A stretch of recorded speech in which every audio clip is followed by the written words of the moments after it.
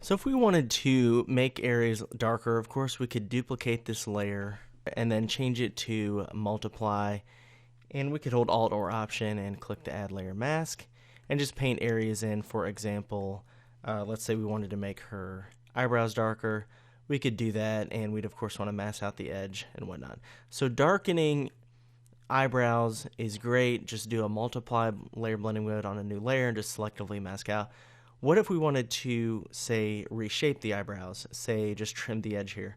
So what we want to do is Control or Command J to duplicate the layer.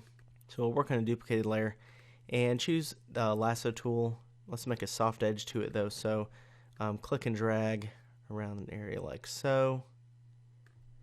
And then go to Select, Modify, Feather, and let's do really big numbers, maybe like 10 pixels, so something like that. And then choose the Move tool and just click and drag that right on top.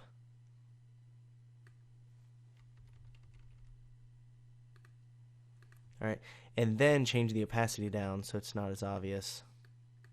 And there's before, and there's after. So that does a pretty good job.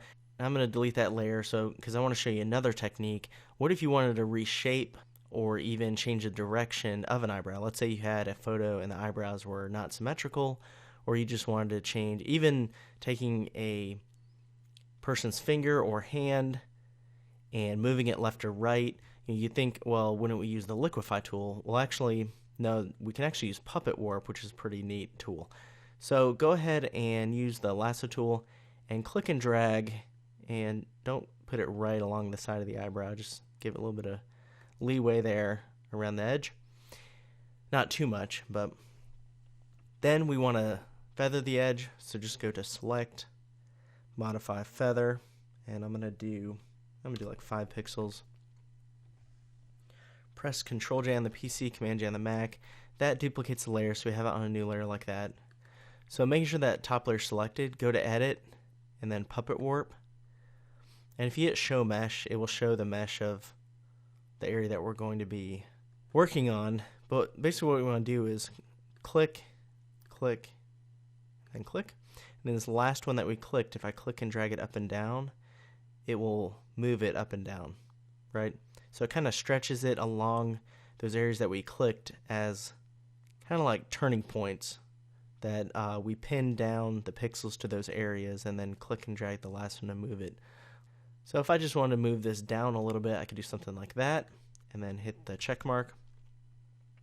Problem is, it's a very noticeable edge here.